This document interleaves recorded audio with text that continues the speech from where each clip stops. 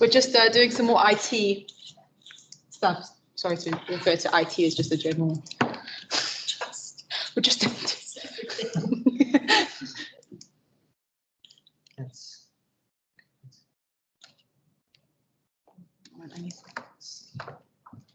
Okay, while we're waiting. Yeah, there you go. Okay, all right, I'll come back. Thank you very much. Could you put me back in the presentation, please? Yeah. Yeah, you do. You just got a little share button here, and then I believe you were sharing either your screen. Top one there. There Oh. Okay, thank you. It's all right. And then that's your volume levels for the. There you go. Okay. And essentially, this is a meetup speaker. It's Logitech. So if you ever need to change your settings, it's your audio and speaker settings. Oh, there's this device here. When you click on it, it gives you a list of devices. Okay, thank you, Dan. Cool. Yeah. All right, we're ready for the No, workshop. Well, as we That's start, that's wonderful. I invite you to have something to turn to while you're listening to my presentation, as it is quite visually dense. So you might sometimes, this goes for everybody at home, get a piece of paper and a pen, hopefully a felt pen or any old pen in front of you. Here we've got lovely coloured felt tips and we've got really nice thick A3 paper. And I invite you to, while we're doing the presentation, to play with the what we call blind self-portrait work, which is just put your pen in your dominant hand, have it ready, and use your other hand to go around your face without lifting the pen off the paper, and follow your hand around your face with the pen on the paper. And it's a practice that I do that I find very, very helpful. And it's also for you, it's something to connect with the content that I'm going to give, and also just to be relaxing. And so everybody's very welcome. So I'm very happy to be with you today, to share my text and life writing research, visual text and life writing research with you all. But I wonder if I am really happy. Perhaps the prospect of trauma research and creative practice provokes something a little bit more worrying, maybe like this. I actually have, this is a self-portrait, I actually have dark eyes, and we will come back to why this picture has blue eyes. So,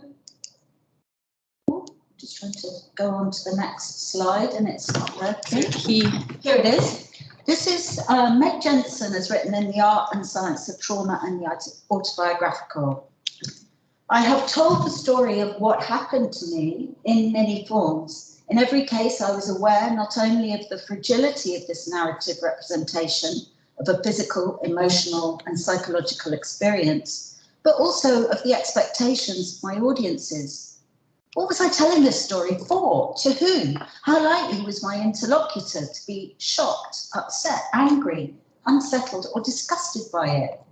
I weighed out how much detail to divulge and withhold. I considered the form I would use in the telling, my tone of voice and the positions of my hands and body, or if it were to be written down, whether I would do so with descriptive prose or poetic metaphor or brutal facts, insofar as I was able to articulate these at all.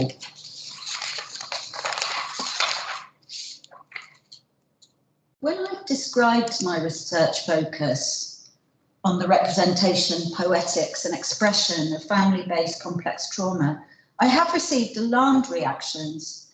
That sounds depressing, was one comment. Some have recoiled at my writing, sculptures, and drawings. One person said, "It's really more for you than for others, isn't it?" A friend who is Professor of English at a Russell Group University, kindly helping me with my PhD proposal a couple of years ago, warned me off using first-person voice and personal experience, except in what she called paratext. Mira Atkinson in The Poetics of Transgenerational Trauma says, while many forms of traumatic testimony and writing explore cultural conditions by virtue of their intrinsic link to historical and collective events, testimony with a primary or significant focus on familial trauma is all too often considered merely personal, self-indulgent, individualist, backward-gazing.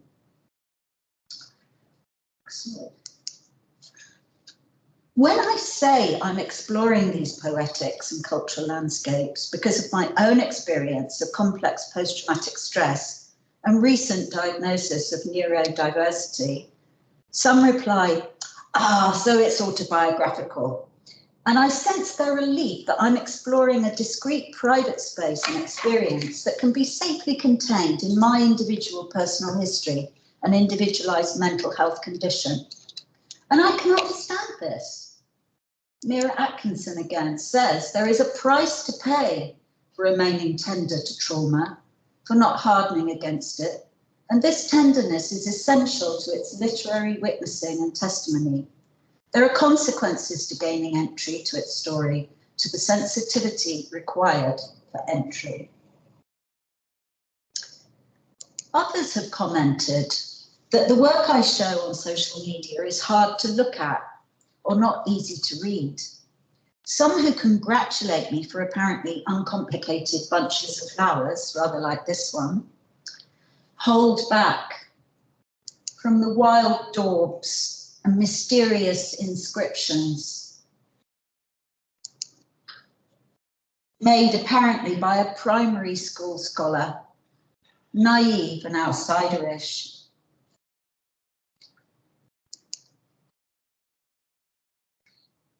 Perhaps what holds them back are feelings of pain, rage, or sadness.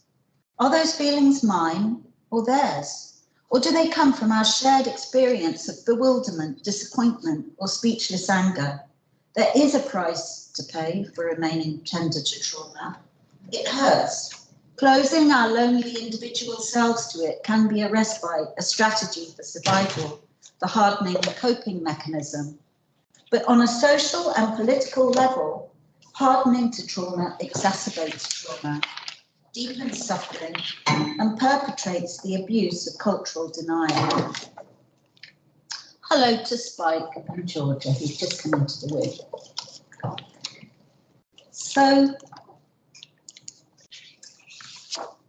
my original PhD proposal, following the advice of my professor friend that I mentioned earlier, was an English literature project. I didn't know it was really possible to follow my heart, my creative instincts and intellectual hunches, or develop the visual text that has become central to my life writing practice. Now, through some synchronicity, I've landed up at Kingston School of Art, where reflexivity and the pushing or sidestepping of forms are actively welcomed and encouraged. Still, sharing my work feels exposing and risky. So one of my chosen authors for research is David Storey. His Booker-winning novel, Radcliffe, published in 1963, 5 years before the 1967 Sexual Offences Act, is a Gothic tale of Leonard Radcliffe, a gay teenager at the centre of a landscape literally erupting and shifting from manor house and private parkland to municipal housing estate in the north of England. I was drawn by emotion and affect into this articulation of a character actually portrayed on that picture. It's the person in the waistcoat, the young man in the waistcoat. I was drawn into this articulation of a character whose inner life is defined by speechlessness, denial, and isolation. I felt a strong identification with an author who could write the following passage about a young person and his relationship with his parents. And I'm going to read this to you. Leonard turned to drawing as if to detach himself from something he could not understand. He would spend hours gazing at fragments of paper, the minute size of which seemed an indication of his resentment. At times, he found his pencil moving voraciously over a fragment no larger than a stamp. The tiny rectangles answered a solemn and anonymous reproach, and the minute figures and landscapes tempered his needs. He derived an obscure satisfaction from the drawings. He threw none of them away, but pinned them to the wall of his room, much as a grocer might affix bills due to him at some indeterminate time in the future. Although Leonard's mother hated his drawings, as though they were almost evidence of demonic possession, his father never displayed anything more than irritable suspicion. Whenever his father was on one of his constant journeys of repair around the place, this is the manor house that they're living in, and found Leonard drawing in some distant room, his anger would break out violently. Leonard's reaction to these outbursts was only a slight tensing of his figure and a sudden flushing of his cheeks.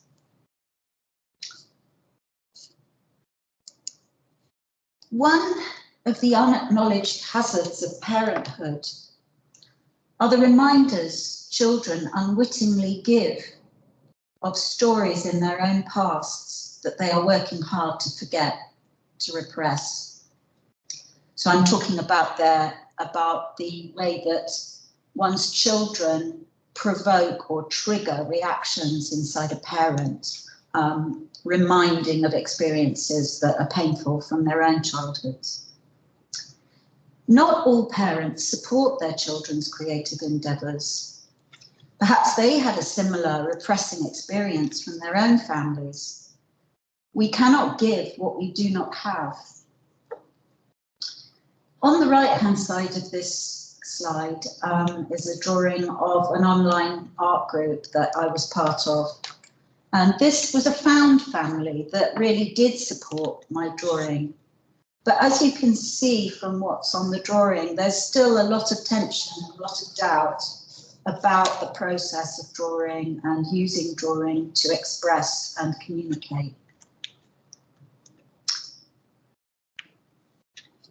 I think what I would like in my final thesis, if I could, I'd like to create an installation of my teenager's bedroom, or maybe a bedroom I would have liked to have had, with a figure of me lying face down on the bed, with all my tiny drawings stuck like receipts or post-it notes all over the walls as a sort of auto-ethnographic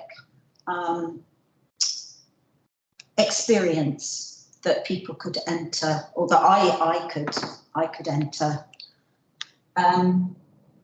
So I've got thousands of drawings. It was very, very hard to choose what to put into this presentation. And one of the things was, how do I know what to put in? What will people hate? What will they think is so naive and silly, and she can't even draw? What's she doing drawing? And all these things go through my head, and I have got loads and loads of work, and I can't curate it myself. So I've just inserted that there.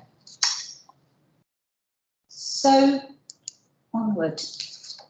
Mira Atkinson again, it's a brilliant book she's written, The Poetics of Transgenerational Trauma, and she talks about the difference between ethics and morality in the poetics of familial trauma. And she says, ethics involves a capacity for transformation, unlike morality, which is more static and concerned with maintaining an externally constructed code of behaviour. It achieves this capacity by refusing a given outside to thinking in which such moral codes are located. I think, I've experienced all my life a sense that the creative impulses I have don't really fit anywhere that are acceptable or centralised, or everything is on the outside of everything, and I'm on the outside of everything, and even when I was a student in my early 20s, I felt that I couldn't fit into any kind of dress code. So I used to go to jumble sales. I was at Royal Holloway. I used to go to jumble sales. There were really, really good jumble sales in Egham, which is really quite posh. Got amazing silk and satin dressing gowns and night dresses. And I just used to go around in those all the time, because it meant that I could not really try to look like anyone else, and everybody could sort of write me off as being completely different, so I didn't have to be judged along those lines. And I still carry that with the drawings that I do, and feel that some people get it, some people don't. So the journey between and through experience, the effect on mind and body, affect and tellability, is laden with dialectical processes of selection, telling, anticipation of reaction. I may excuse my subject. I think I just did that, actually, in a similar way to how I may apologise for some aspect of my body or my home. I try out telling my symptoms, the characteristics of post-traumatic stress, neurodiversity, and other embodied manifestations, little by little, watching for signs that I may read as acceptance or rejection, understanding or ridicule. My content may surprise or irritate me, never mind others. It may also be contradictory, inconsistent, untrue, or immoral. So Meg Jensen again, in The Art and Science, Trauma and the Autobiographical, another marvellous book that's absolutely central to my practice research, says the suffering speaker, she's talking really here about people who are giving public testimony and witnessing to traumatic events. But anyway, the suffering speaker may, in their awareness of the expectations of their listeners, hesitate, backtrack, disregard, or overwrite the details of the narratives they share. Moreover, listeners hear what survivors have edited and constructed to be bearable. And I'm just reflecting on what I said earlier about how I didn't know how to choose anything, and it all became a bit random, to be honest. But I have edited it and constructed it. So what you're seeing and hearing is part of my practice research. And so it's a very, very narrow part of what I'm doing. I expect listeners to resist my expression, distance themselves, put up an emotional barrier. And so I may change my mode of expression or fold back, hide the content, or shroud, decorate with something that might make it less unbearable or more acceptable.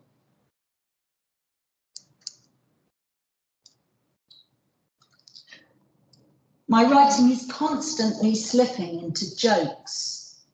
That's a joke. Diagrams, drawing intellectualisms, abstraction. I redact words, impose words. I continually worry that my work doesn't fit because I have never fitted. There are acceptable modes of discourse, depiction, representation in art, in academia, in creative life writing, and I may not absorb or be absorbed by them.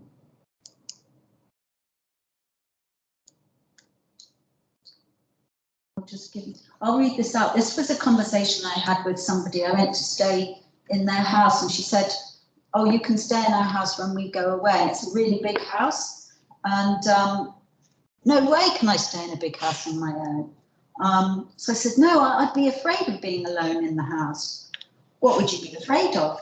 Ghosts, axemen, people getting in. And she said, there are no ghosts. You know, like, that's it. So forget that worry. No.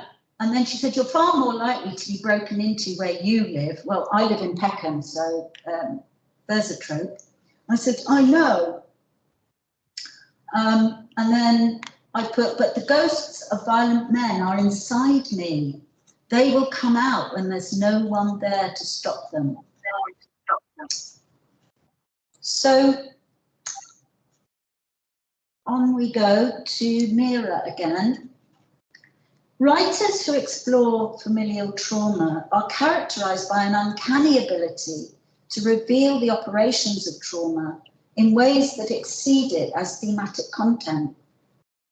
And this writing often defies strict genre category, or at least pushes genre envelopes. And I talked about Kingston School of Art. I mean, it's so lucky I've ended up here, because I didn't realise it was going to be quite so good.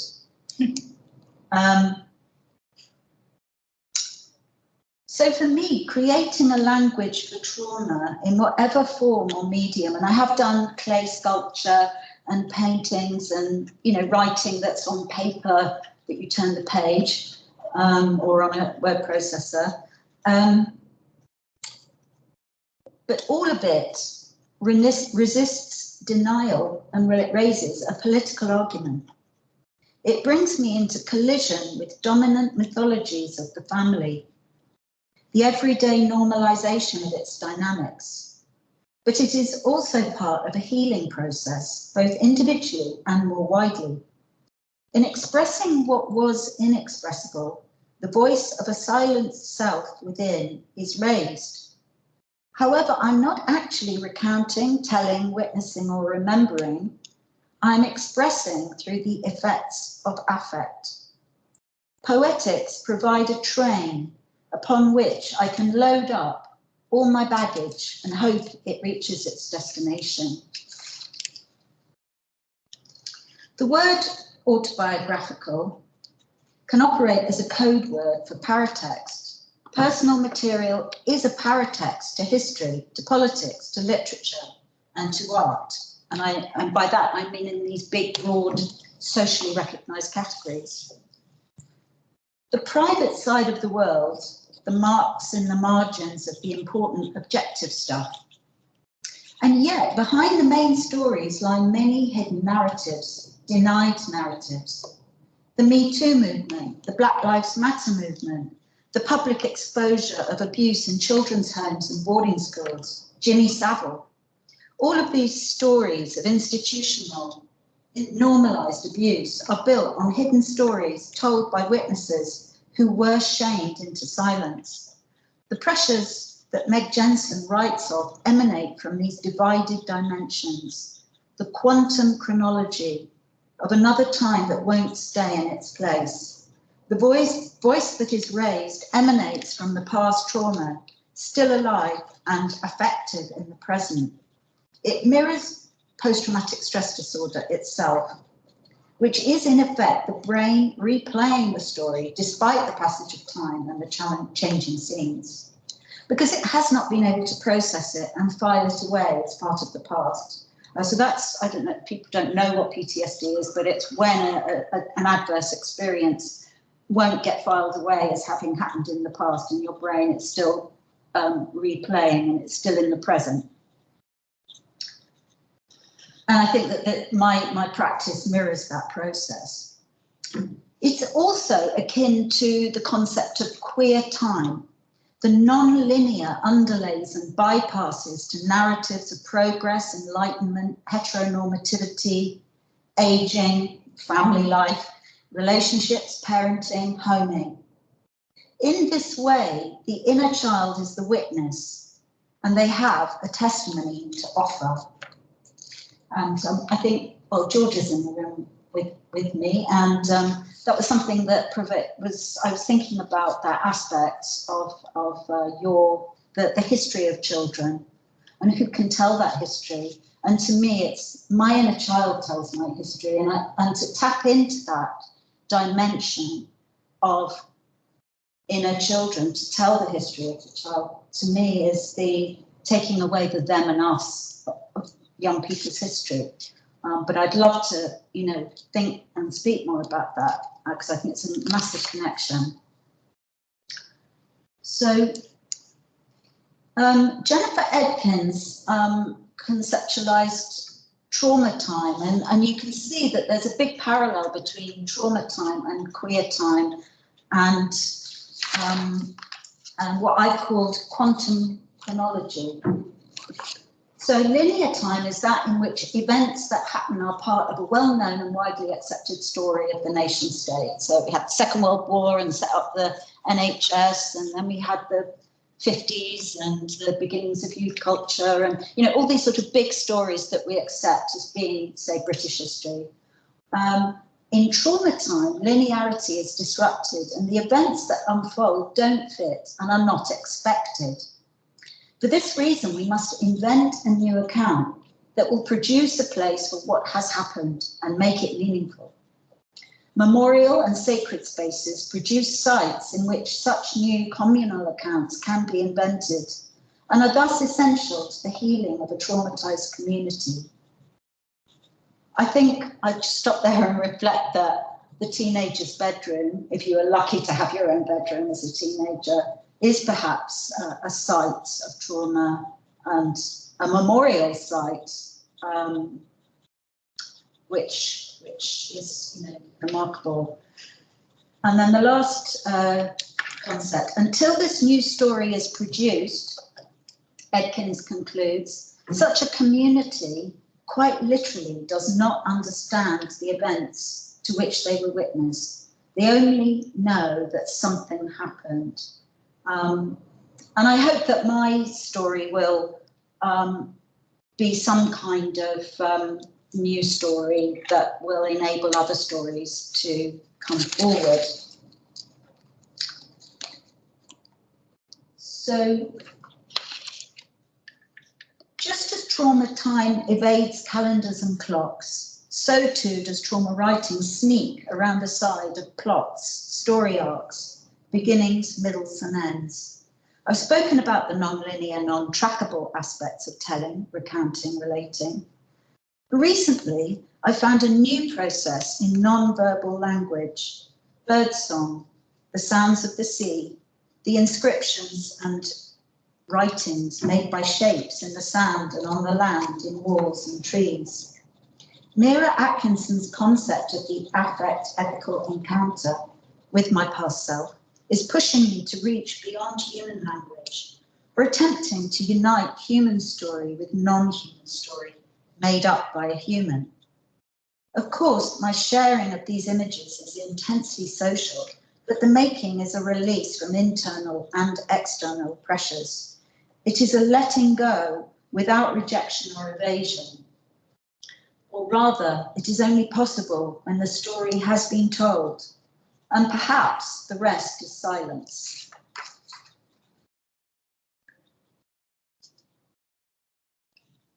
So, I'll go forward. Trauma, however directly inaccessible, denied, transmitted, acted out, or written out of the unconscious in which the past remains, is not, oh, sorry, this is, I think this is Meg Jensen talking. No, I don't know who's talking, but I'll just say it anyway.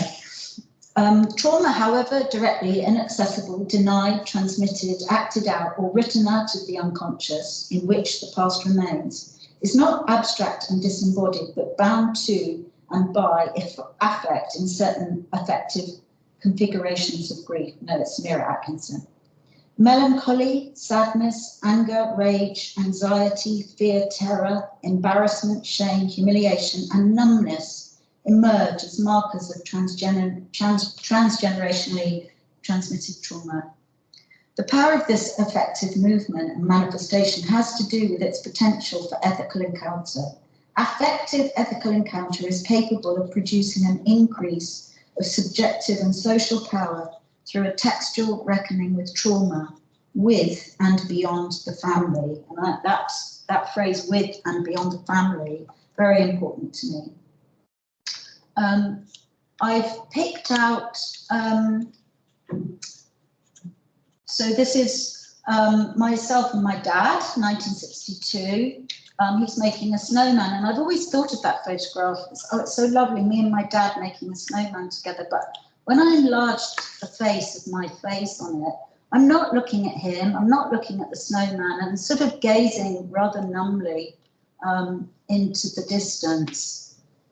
Onto another plane altogether. I'm not looking at the camera either, which I thought was interesting. And the picture on the left is really, it was an exercise that I did around befriending and helping my inner child, and what a loving parent might have done that might have been different to what I did get. I've done the same here, and I found the same thing. Not really very happy. So this research is multidisciplinary. It brings together neuroscience, literary criticism, social and political theory, and artistic practice. I suppose it will bring artistic sort of theory into it as well. I'm working with a historical materialist approach in which a historical materialist approach which frames family trauma as a widespread social experience, subject to processes of denial which are normalized and everyday and highly political. This approach can open the question of post-traumatic stress as a normal human reaction to adversity, and so not a mental disorder, but an embodied and concrete articulation of adverse social experience. Trauma-related creative writing and art practice is therefore a crucial realm of insight where metaphor and poetics can make unbearable material experience bearable. Denial shrouds the experience of trauma, from glamorized official narratives of war to routine shaming of children by caregiving adults. I hope my research will contribute to a trauma-informed approach to care, learning, equality, diversity, access and inclusion in culture and society. Most importantly, a historical materialist approach allows for a focus on the family as a key social institution, playing a structural role in capitalist society, bearing the brunt of social care and reproducing the next generation of workers to be exploited at minimal cost to the state. The illusion of respite and retreat parallels Karl Marx's description of religion, where he said it was a heart in a heartless world, the soul of a soulless condition. So, oh, no, I'm just going to read to you the next bit. That was the last bit.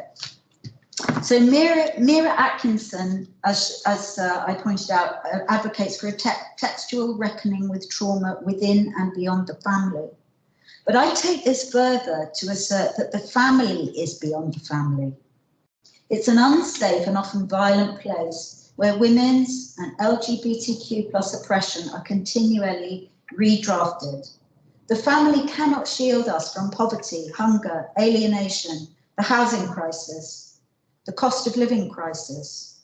We have a crisis within the university sector, threatening arts and humanities and skewing our working and learning environment.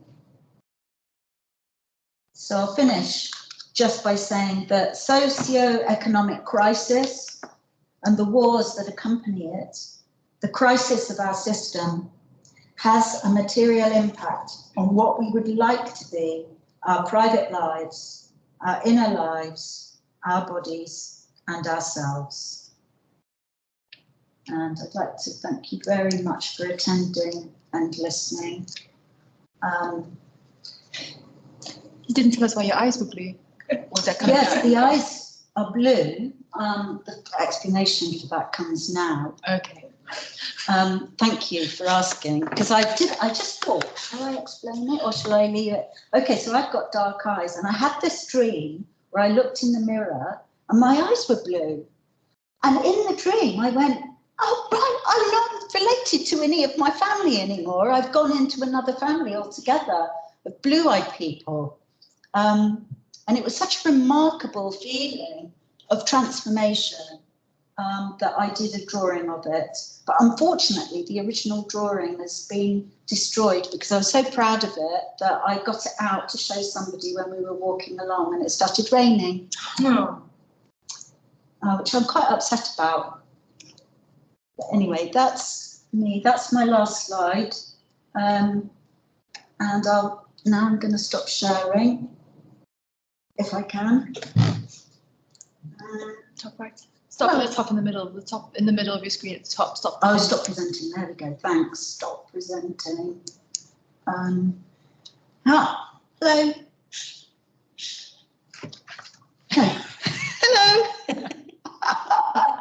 There's everybody, and they've been drawing. Hooray! And I wonder if people at home have been drawing. The boys and girls at home have been drawing as well. I don't know where to go to talk to you. Okay, there must be a chat.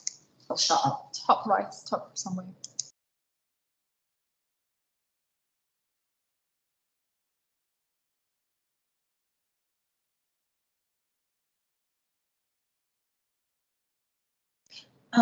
Yeah, maybe Roots, you could sort of guide me, because I don't really know what to do now. Because What was your plan with us? And then we can weave the online crew. yeah, I just wanted people to. I mean, you're welcome to do nothing. Do some more drawing. I'd like to do some drawing. Should we have a discussion while we draw? And have Could a I ask you discussion a while we're question? drawing. Can I ask you a question? Is that Please allowed? do, Georgia. I'm really interested in the idea of the teenage bedroom. From my perspective, exploring the history and culture of young people, because whether you share it or you divide it or you don't have one, that private place is where you kind of shape your identity and you sort of empower yourself. In some way, you try things out and experiment. And I think it is I just think it's such an interesting idea that this is going to be quite central to your work. Would you like to say a little bit more about it? Question mark? The bedroom. Can I say a bit more about the Yeah, idea your of the idea bedroom of the teenage installation? bedroom. Yeah. Yeah. Okay, so Georgia, I don't know if people could hear Georgia because she wasn't near the microphone. I was shouting though. Okay, hopefully I could. She's asking about, yes. Okay, so, right, the bedroom, well, I'll just sort of say, yeah, I can always talk. The bedroom idea, I suppose it's come from Leonard Radcliffe, that scene in Radcliffe where he's drawing, and there is another scene where the dad goes into the bedroom and he's just lying on the bed and his drawings are up all over the wall. And it just struck me as so powerful, and so it reminded me and resonated with my deep anxiety, depression, unhappiness when I was a teenager, and sense of doom, sense of absolute being doomed to be just ugly, fat, stupid, struggling alone, not understanding anything. And I recently also went to an exhibition on neurodiversity and art, and there was some paintings by a woman who's created this project called Lost Girls Project. And it's pictures, paintings of women who've been diagnosed with a neurodiverse condition late in life. So I've just been diagnosed 3 weeks ago, actually, with dyspraxia and ADHD. And I'm 62. That's quite late in life.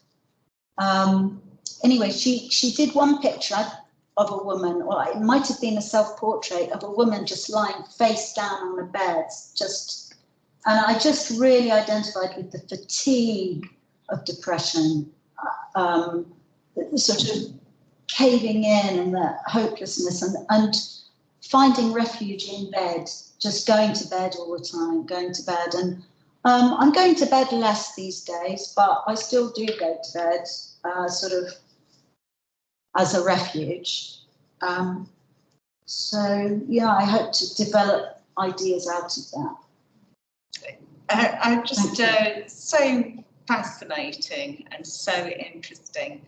And if you ever want some pointers where you can find pictures of other young people's bedrooms, I know where you can go. Yeah, please. So I think it's such a rich area. And I think also the other thing, just responding to the idea about neurodiversity, we're of a similar generation where we would have had, no one would have understood that at all. And so likewise, my sister, who's similar age, and she's just been diagnosed as having ADHD, and she was always naughty, you know, always naughty. Oh God, yeah. Or always stupid, you know. And I think if you've been grown up with those kind of labels, it's very disempowering. And well, it's actually traumatizing, I yeah. would say, because you're being told all the time that you're not, and you have no idea how to become acceptable, how to qualify, how. Of course you don't. And you know, I was always dropping things, and I was, you know, my mum used to say, just plain awkward, and why can't you join in with everyone else? Why can't you be normal? And these things might even have been said almost affectionately, but unfortunately, they have a kind of eroding effect on the self. But thank you for raising all this, and I hope that we can talk about it. And another thing, right, in terms of the history of childhood. Questions welcome on the chat, by the way. Sorry. No, it's all right. No, I just wanted sorry, I keep forgetting there are other people Yes, here. Sorry.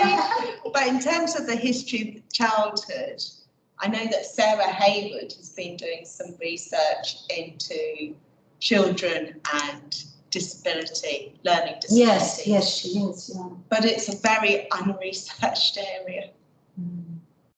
Yes, well, she couldn't be here. But so I'm hoping- saying for you, I think it's a really interesting contribution.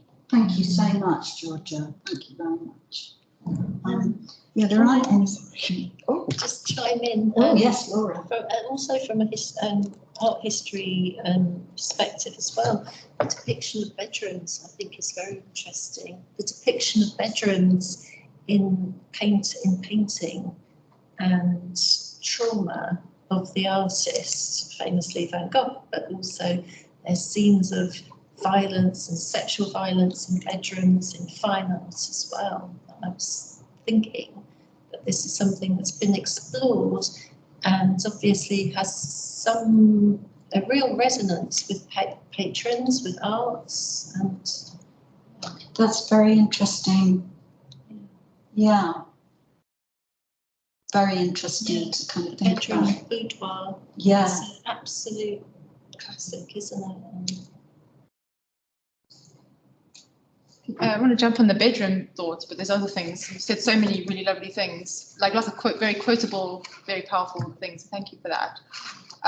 So that's what I was just chatting earlier about this idea of the bedroom and youth and teenagers.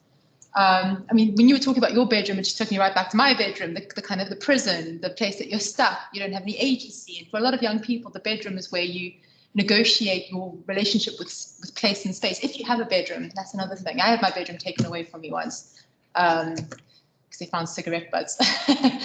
But, you know, luckily I had a bedroom. But it's something that's come up a lot lately is I've heard it twice now from young people using the word aesthetic. And when you think about the bedroom now and the way like young people who have power over that little space, if they have one, is that they also have the power as to how they mediate that space. And a lot of time they're making content for social media from their bedrooms. You know, they have a spot in their bedroom where they'll put their camera up and where they'll take a photo where the light is good or not or whatever. And there's a word, aesthetic, where in art history, I know it's quite a charged word, aesthetic, but for young people, they've co-opted this word from Instagram. I assume it's from Instagram because, okay, so it started off with my 12-year-old cousin we went for a walk and she was really struggling with how to define her aesthetic. What is my aesthetic? And I asked her a little bit more, and all the words she used to describe herself were words that come from how you would curate your online self, right? So am I a visco girl, which comes from a filter? Am I an e-girl? Am I this? Am I that? And it's like negotiation of the self. So I just think it's also interesting that in one sense, looking back and, you know, from how, like what you were talking about with our personal experiences and your personal experience of the room, but also just kind of thinking forward, how would younger people have more ability to not only perhaps tap into their identity, have a little bit more agency over finding out more about their identity, but like what does it mean if younger people have the ability to do to communicate? So for example, perhaps posting online is a form of healing. So your art, I assume, is in some way a form of you know, making the unspoken heard. Yeah. So I want, you know, just be interesting to think of whether, you know, your online space is that. And I just wanted to add one more thing. I want, you know how you get love languages? Have you heard of that? No. Yeah. So love languages, apparently, I don't know what they all are, but we all have different love languages. So if you have a partner, you would define how you like to receive love and how you like to give love. So some people like words of affirmation. Some people want acts of service. Some people want presence. Yeah. Like physical, yes, an act of service or physical. Yeah, so there's like 7, I think, love languages. But something like that. Well, you know, before people get married or something, I think that's like one of the things you could do. But I was thinking, there must be several healing languages. And I say language broadly here, but like I need to speak about things that helps me heal. Mm-hmm. I can't be quiet. And there are obviously some things in life you can't speak about. But for others, maybe drawing. For others, maybe going for a walk. Yeah. So there's probably, it really touched me seeing your art curated in this way for this presentation. It was really powerful. And I don't know, I just felt like it was a form of healing language. There's power in that. It's a long statement. Yeah, it's totally, yeah. I mean, I feel like, you know, the whole project is about stepping into a healing space, and it is a completely healing process. And a lot of the drawings where people, I mean, I've posted things on social media and people have gone, "Are you all right?" And I go, "Yeah, I'm all right because I did that." I'm okay. So yeah, it is really healing, and it's really good to hear about the love language. I think love languages, we should have a whole day on love language and research or something. Hang on a sec, Georgia, there's something on question. Oh, right, yes, you were going to point it out to me. Yes, so Haga, I hope I've pronounced you. Thank you so much. Haja, oh, it's Haja, right, yes, of course I know you. Thank you very much for your nice comment. Question of interest to fellow students undertaking research around trauma-related topics and for whom the subject of their research can become triggering to such an extreme that they are no longer able to progress. If the work is not based on autobiographical elements, nor does it include a practice-based creative element, in that case, bracketing or even repressing the personal becomes essential to getting on with the research. If this does not make sense, happy to elaborate. I think what I'm understanding from that is that there is the part of the danger in remaining tender to trauma is that it can be overwhelming, it can be too powerful, it can kind of come and clutch your throat and make you ill and be very upsetting. And so you have to kind of marginalize it a bit and try and focus on something more abstract. And I think, in a way, I have done that a little bit, in that I've been I may have looked like I was a bleeding open heart, but actually I was quite careful about the way that I described everything. And I haven't said awful things about my family or anything, or made accusations. So there is quite a lot of bracketing that goes on. And I don't think necessarily those stories are particularly helpful and interesting, except as framed by the practice itself. But I do know that I would not have been able to do this 2 years ago. I was in the process of recovery. I'm now further on in my recovery, and it's now possible, and it's actually now helping me move forward in my recovery. And so thanks, Haja, for that. And but we also need support in that. I think those of us that are working on this type of stuff. Thank you. I want to finish up pretty soon because, thank you. Because because there's a bit of a gap in between, and we've got to switch over our memory sticks and things. So I'm gonna say thank you very much for listening. I'm going to invite everyone to photograph what they've drawn or written and put it on the chat, if you don't mind, and if you feel like it would be wonderful to see that. I'd really appreciate it. And later on, I'll do some self-portraiting and put that on the chat as well. And thank you very much indeed. I'm going to mute and. What time should we come back? Should we have 10 minutes? We're going to chair this. this. Person's going to be on my account, by the way, because we're sharing my account on the computer. So I will see you in 5 minutes. 3? 5 past. Well, we'll be 10 setting minutes. up. 10 minutes. 10 minutes. 10 minutes. See you in a bit. Thank you. 5 minutes, Ruth. 5 minutes. 5 minutes. 5. So bizarre, isn't it?